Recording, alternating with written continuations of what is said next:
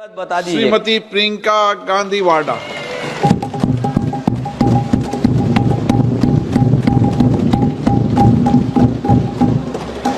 आदरणीय अध्यक्ष महोदय, मैं आपको धन्यवाद देना चाहती हूं कि इस महत्वपूर्ण मुद्दे पर आपने मुझे बोलने का मौका दिया।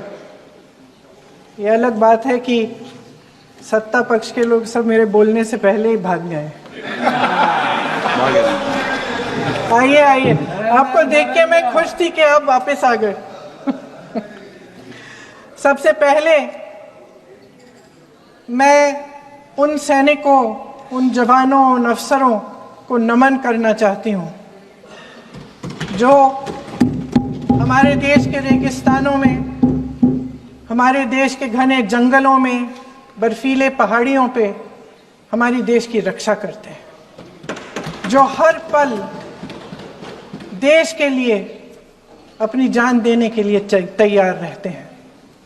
1948 से लेकर अब तक, जब से पाकिस्तानी रेडर्स ने कश्मीर पे हमला किया, तब से लेकर अब तक हमारे देश की अखंडता की रक्षा करने में उनका बड़ा योगदान है। हमारी आज़ादी अहिंसा के आंदोलन से हासिल हुई, लेकिन जैसे मैंने कहा, उसको कायम रखने के लिए हमारी सेना का बहुत बड़ा योगदान है। अध्यक्ष महोदय, कल मैं सदन में बैठी हुई सबके भाषण सुन रही थी। आदरणीय रक्षा मंत्री महोदय ने बोला, सत्ता पक्ष के कई मंत्रियों ने बोला। 1 घंटे का रक्षा मंत्री जी का लंबा भाषण था।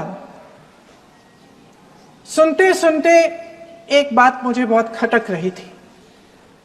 उसके बाद जब दूसरे भाषण भी सुने आपके सत्ता पक्ष के, तब भी ये बात बार बार मेरे मन में आ रही थी कि सारी बातें कर ली, ऑपरेशन सिंदूर की बात कर ली, आतंकवाद की बात कर ली, देश की रक्षा की बात कर ली, इतिहास का पाठ भी पढ़ा दिया, लेकिन एक बात छूट गई।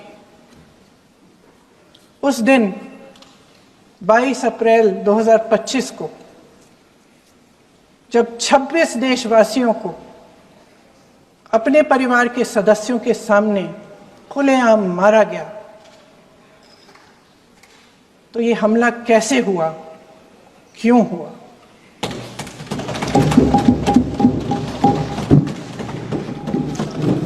अध्यक्ष महोदय, ये लोग बैसारन वैली में, पहलगाम के पास कश्मीर में क्या कर रहे थे? आजकल पब्लिसिटी का दौर है, प्रचार का जमाना है। कुछ समय से हमारी सरकार ये प्रचार कर रही थी कि कश्मीर में आतंकवाद खत्म हो गया है, कि कश्मीर में शांति है, अमन चैन है। प्रधानमंत्री जी ने खूब भाषण दिए, देशवासियों को कहा कि चलिए कश्मीर चलिए, सैर करिए। कई बार मैंने ये भी देखा मीडिया पर, टीवी पर, कि कश्मीर जाइए, ज़मीन खरीदिए, अब वहाँ अमन चैन है, शांति का वातावरण है। इसी बीच शुभम द्विवेदी, एक कानपुर के नौजवान, और उनके पूरे परिवार ने तय किया कि वो कश्मीर जाएंगे। शुभम द्विवेदी की 6 महीने पहले शादी हुई थी। उसकी पत्नी ने कहा कि उनके बीच एक ऐसा रिश्ता था, प्रेम और दोस्ती का ऐसा रिश्ता था कि वो एक दूसरे को बच्चों की तरह हंसाते थे। सोशल मीडिया पर एक वीडियो भी जारी है जिसमें पूरा परिवार एक साथ बैठा हुआ ताश खेल रहा है और ऐसे हंस रहे हैं कि उस वीडियो को देख के किसी का भी दिल टूट जाए कि इस परिवार को इस तरह से उजड़ने क्यों दिया हमने। 22 अप्रैल 2025 को बैसारन वैली में मौसम का मिजाज अच्छा था। जैसे हर रोज लगातार 1000 से 1500 लोग वहां पहुंचते थे, उसी तरह से उस दिन भी तमाम पर्यटक वहां पहुंचे। वहां का रास्ता आसान नहीं है अध्यक्ष महोदय जी, जंगल से जाना पड़ता है, पहाड़ों के बीच जाना पड़ता है, घोड़े से जाना पड़ता है। ये परिवार वहां पहुंचे, मौसम सुहाना था, उनके बच्चे ट्रैम्पोलिन पे खेल रहे थे, कोई जिपलाइन कर रहा था, कोई चाय पी रहा था, तो कोई कश्मीर की सुंदर वादियों की ठंडी हवा का मजा ले रहा था। शुभम अपनी पत्नी के साथ एक स्टॉल पे खड़े थे। तभी अचानक 4 आतंकवादी जंगल में से निकलते हैं और शुभम को वहीं अपनी पत्नी के सामने मार डालते हैं। उसके बाद वे वहां से पूरे वैली में 1 घंटे के लिए लोगों को चुन चुन कर मारते हैं। किसी के पति को अपनी पत्नी के आंखों के सामने, किसी के पिता को अपने बेटे के सामने, चुन चुन कर 26 लोगों को मार डालते हैं। शुभम की पत्नी घबराकर वहां से भागने की कोशिश करती है, अपनी जान बचाने के लिए जंगल की तरफ दौड़ती है। वहां पता चलता है कि तमाम लोग जंगल की तरफ दौड़े हैं और अपनी जान बचाने की कोशिश कर रहे हैं। कोई अपने बेटे का हाथ पकड़ के पहाड़ों पर घसीटता हुआ जा रहा है, कोई कश्मीरी घोड़े वालों और गाइडों की मदद लेते हुए चले जा रहा है। कोई रास्ता नहीं है, कोई तरीका नहीं है, लेकिन किसी न किसी तरह से शुभम की पत्नी के शब्दों में किसी ऐसी शक्ति ने हमको बचा कर रखा कि हमें किसी न किसी तरह से हम अकेले नीचे पहुंचे। और मैं उनके लफ्ज पढ़ना चाहती हूं, क्योंकि उन्होंने कहा कि इस पूरे समय जब 1 घंटे के लिए चुन चुन कर भारतीय नागरिकों को मारा जा रहा था, इस पूरे समय उसे एक सुरक्षाकर्मी नहीं दिखा, एक सैनिक नहीं दिखा।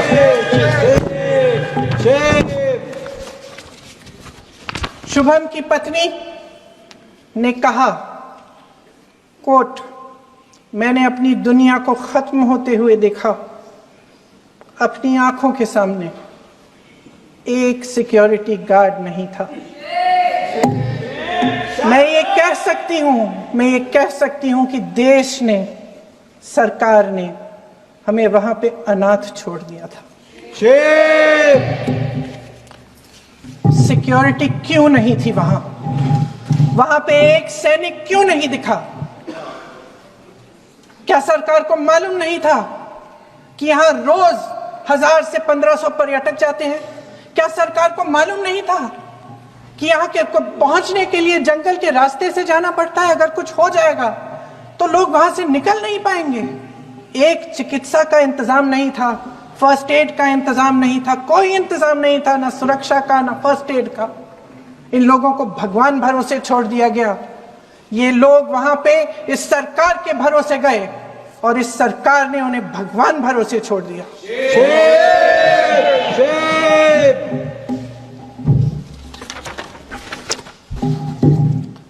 मैं पूछना चाहती हूं, ये किसकी जिम्मेदारी थी? इस देश के नागरिकों की सुरक्षा की जिम्मेदारी किसकी है? क्या इस देश के प्रधानमंत्री की नहीं है? क्या इस देश के गृह मंत्री की नहीं है? क्या इस देश के रक्षा मंत्री की नहीं है? क्या एनएसए की नहीं है? अध्यक्ष महोदय, पहलगाम हमले से सिर्फ 2 हफ्ते पहले हमारे गृह मंत्री महोदय जी कश्मीर गए थे। किस लिए गए थे? जो सुरक्षा की व्यवस्था है इसको देखने के लिए गए थे, इसको रिव्यू करने के लिए गए थे। और उन्होंने वहां कहा कि आतंकवाद पर विजय प्राप्त हुई है। ये 2 हफ्ते पहले है। 3 महीने बाद जेएनके के गवर्नर साहब एक आम इंटरव्यू में ऐसे ही चलते चलते कह देते हैं कि हाँ, बैसारन वैली में बहुत लापरवाही हुई और इसके लिए मैं जिम्मेदारी लेता हूं। ऐसे ही चलते चलते, और वो बात होती है, खत्म भी वहां होती है और वहीं खत्म हो जाती है।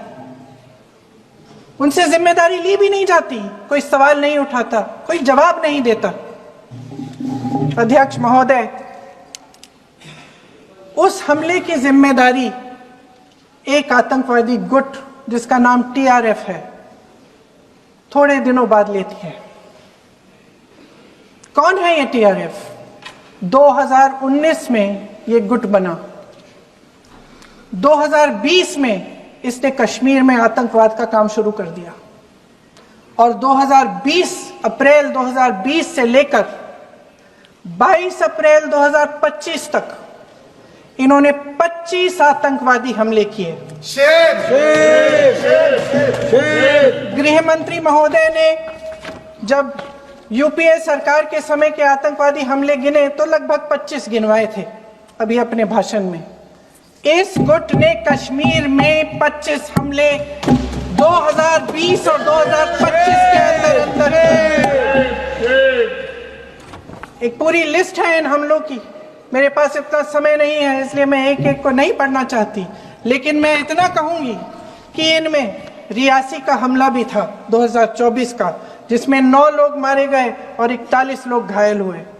कुल मिलाकर 2020 से लेकर 22 अप्रैल 2025 तक टीआरएफ ने 41 सेना और सुरक्षा कर्मियों की हत्या की, 27 सिविलियन की हत्या की और 54 लोगों को घायल किया था।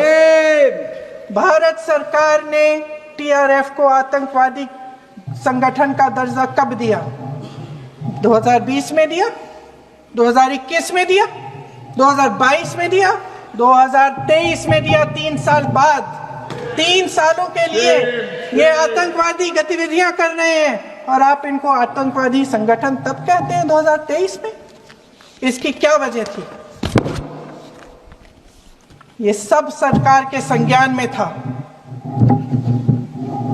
और आप मुझे बताना चाहते हैं, सत्ता पक्ष के नेता बताना चाहते हैं कि ये सब आपके संज्ञान में था, लेकिन कोई भी एक ऐसी एजेंसी नहीं है हमारी सरकार की जिसको पता चला कि ऐसा हमला, ऐसा भयानक हमला होने जा रहा है हमारे देश में, कि पाकिस्तान में बैठे हुए इस हमले की योजना बन रही है कि हम भारत जाके हैवानियत करेंगे, 26 लोगों को मार डालेंगे और हमें पता ही नहीं है।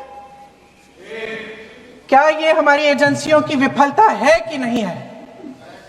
ये बहुत बड़ी विफलता है, ये बहुत बड़ी विफलता है। जानते थे कि ये गुट है, जानते थे कि 5 सालों से ये आतंकवादी हमले कर रहा है, अध्यापकों को मारा, आर्मी के बड़े बड़े अफसरों को मारा, आम जनता को मार डाला, पुलिस वालों को मार डाला, और आप इन पे निगरानी नहीं रख रहे थे। और ये जो एजेंसियां हैं इनकी जिम्मेदारी कौन लेगा? क्या आईबी चीफ ने अपना इस्तीफा दिया? क्या किसी ने इस्तीफा दिया? गृह मंत्री जी के कार्य क्षेत्र में आता है इंटेलिजेंस ब्यूरो। क्या गृह मंत्री जी ने इस्तीफा दिया? इस्तीफा छोड़िए, जिम्मेदारी ली।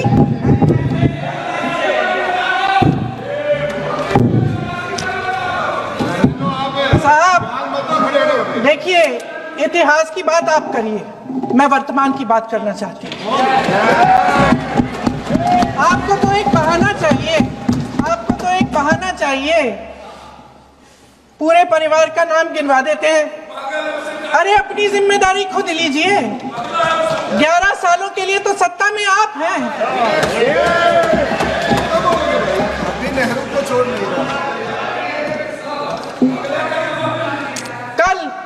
कल माननीय गौरव गोगोई जी ने अपने भाषण में पूछा गृह मंत्री जी से, क्या आपकी जिम्मेदारी नहीं थी? मैं देख रही थी। राजनाथ जी, रक्षा मंत्री जी यूं यूं अपना सर हिला रहे थे, कुछ बोले नहीं। अंदर से महसूस हुआ होगा कि यहाँ कुछ जिम्मेदारी थी, लेकिन माननीय गृह मंत्री महोदय जी हंस रहे थे, वे हंस रहे थे।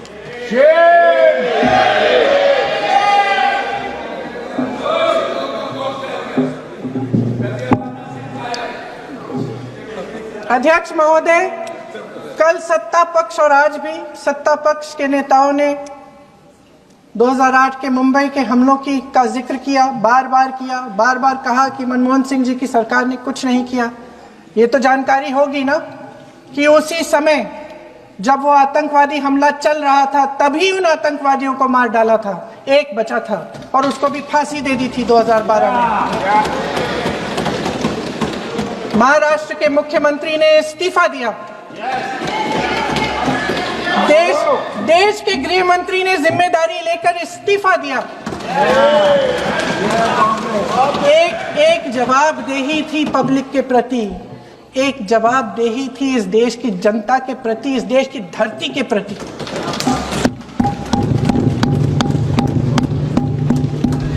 राजनाथ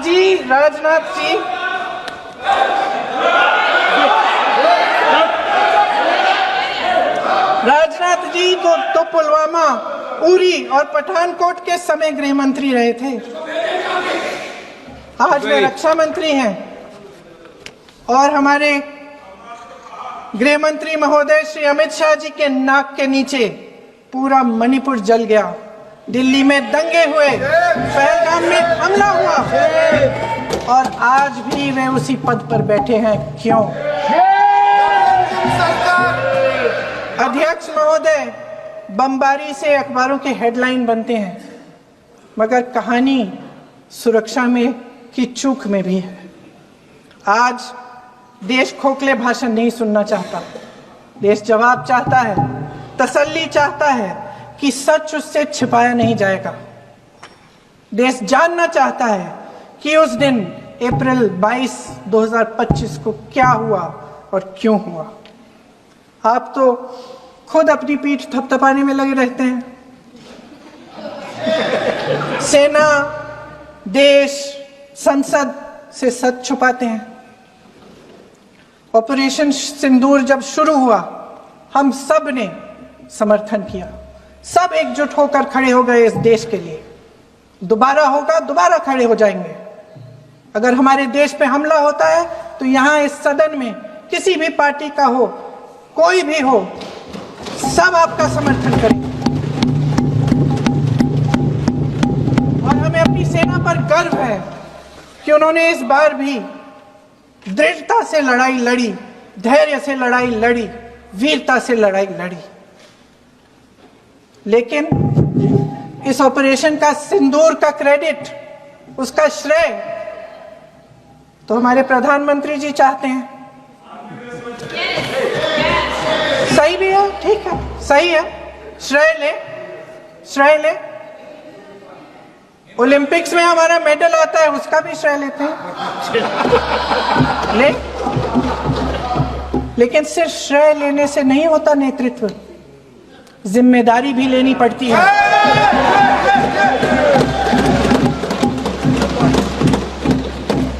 देश के इतिहास में ये पहली बार हुआ, देश के इतिहास में ये पहली बार हुआ कि जंग होते होते ही रुक गई। रुक गई है जी, और इस रुकावट का ऐलान हमारी सरकार, हमारी सेना नहीं करती, अमेरिका के प्रेसिडेंट करते हैं, अमेरिका के राष्ट्रपति करते हैं। ये हमारे प्रधानमंत्री महोदय की गैर जिम्मेदारी का सबसे बड़ा प्रतीक है।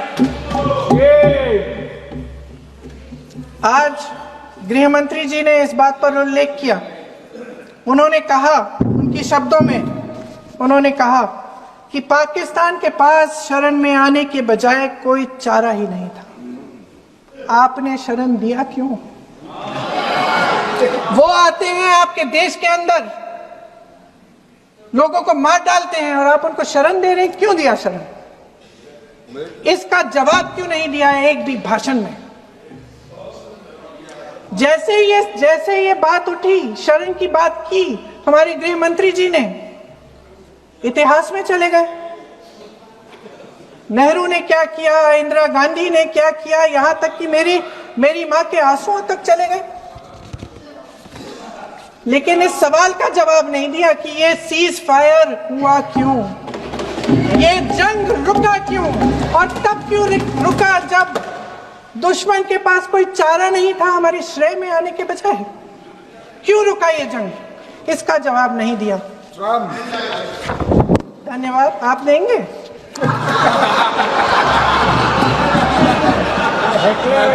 मंत्री देना भाई, देना।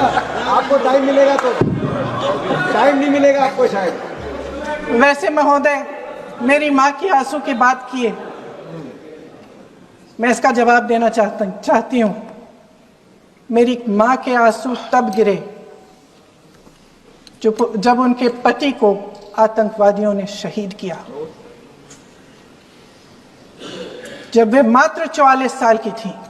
और आज अगर मैं इस सदन में खड़ी हूं और उन 26 लोगों की बात कर रही हूं, मैं इसलिए कर रही हूं क्योंकि मैं उनका दर्द जानती हूं, महसूस करती हूं।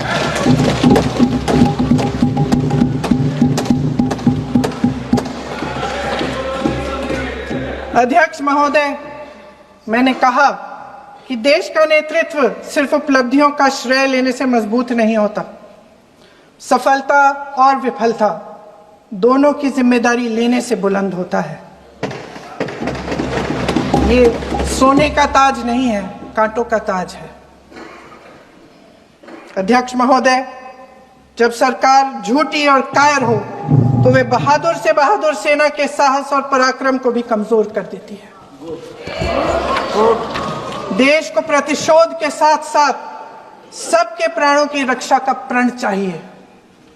सेना की शक्ति के साथ सरकार की सच्चाई भी चाहिए।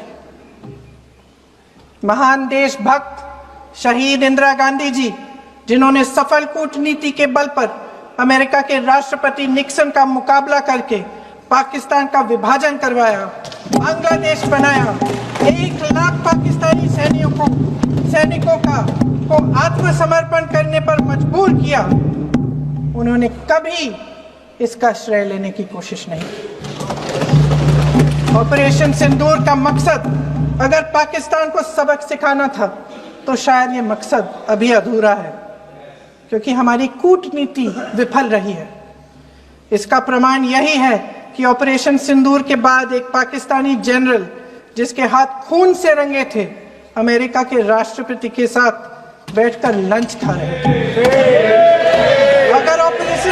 अगर ऑपरेशन सिंदूर का मकसद आतंकवाद को खत्म करने का था तो पाकिस्तान को संयुक्त राष्ट्र के आतंकवाद विरोधी समिति का अध्यक्ष चुने जाने से इस मकसद को धक्का लगा है। इसकी जिम्मेदारी कौन लेगा?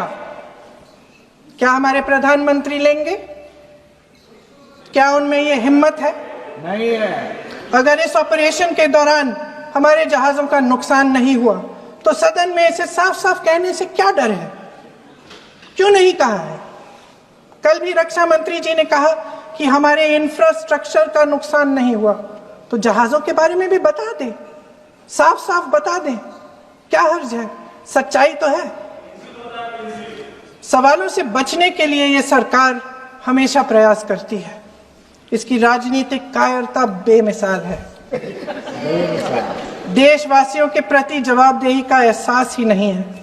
सच्चाई ये है कि इनके दिल में जनता के लिए कोई जगह नहीं है। सब राजनीति है, सब पीआर है, सब प्रचार है, सब पब्लिसिटी है। देश की जनता के लिए आपके हृदय में कुछ नहीं रहा। बहुत समय हो गया है आप इस प्रचार में ही लिप्त हैं, जनता को देख नहीं पा रहे हैं। जी मानिए। जो पहलगाम में हुआ, खत्म करती हूँ, जो पहलगाम में हुआ उससे हर एक देशवासी के दिल पे चोट पहुंची है। हिमांशी नारवाल की गुहार ने हम सबको शर्मिंदा किया है। इसीलिए मैं आज यहाँ खड़े हुए एक आखिरी बात करना चाहती हूँ।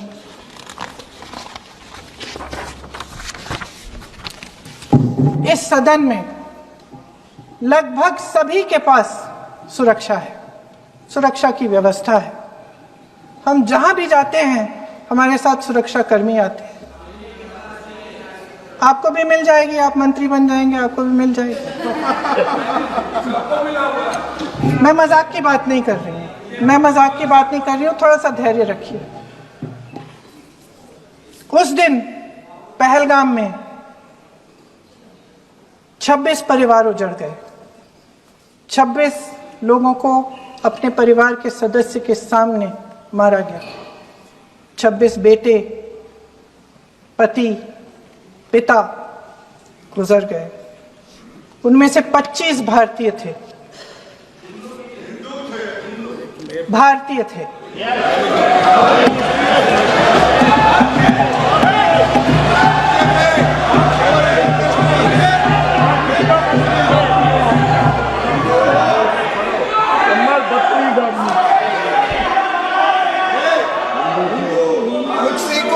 जितने भी लोग बैसारन वैली में थे और जो 25 भारतीय मारे गए, उनके लिए कोई सुरक्षा नहीं थी।